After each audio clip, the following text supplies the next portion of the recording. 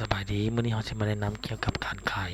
ผลิตภัณฑ์คล้ายๆเครื่องแห้งเครื่องสำอางบ่เนาะมันก็จะคล้ายกันแต่เดี๋ยวบ่จะเห็นหน้าตาฟังก์ชันของพวกเราว่าพวกเรามีหยังแหน่เนาะปัจจุบันนี้แม่นพวกเรามีระบบการขายแบบนี้ให้ตัวอย่างลูกค้าเบิ่งเนาะการขายตัวนี้มันก็คือร้านมันนี่มากตัวไปอันเดียวกันเลย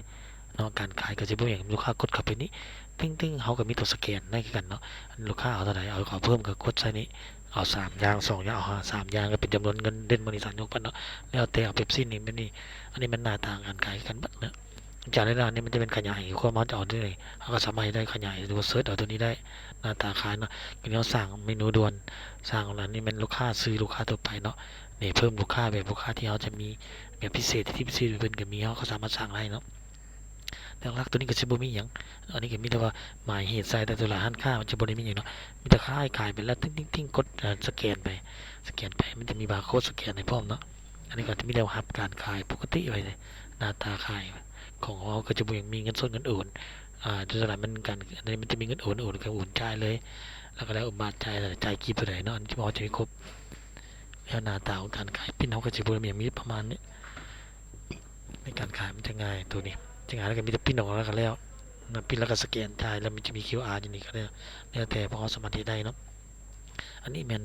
แบบแผนการจ่ายเงินของระบบกีวีพวกเราหรือว่าระบบหน้าบ้านขายของ ห้านมินิมาร์ทบอหรือว่าห้านค้าทั่วไปก็สามารถได้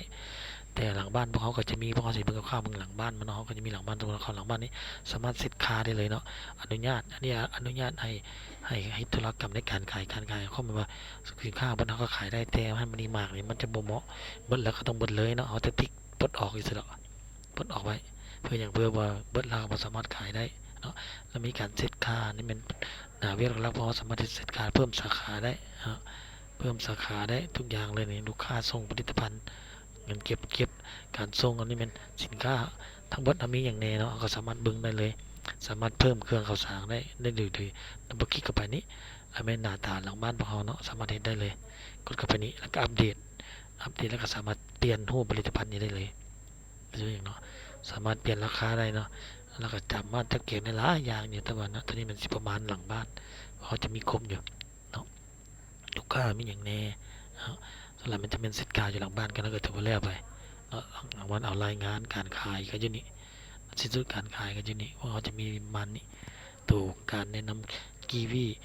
รีเทลหรือว่ากีวีมินิมาร์ทบอห้านค้าทั่วไปเนาะห้านเครื่องสำอางก็ได้เนาะห้านตัดเล็บห้านเสริมสวยก็ได้เบิดตัวนี้เราสามารถเซ็ตขายลูกค้าได้เนาะตัวนี้โอเคประมาณนั้น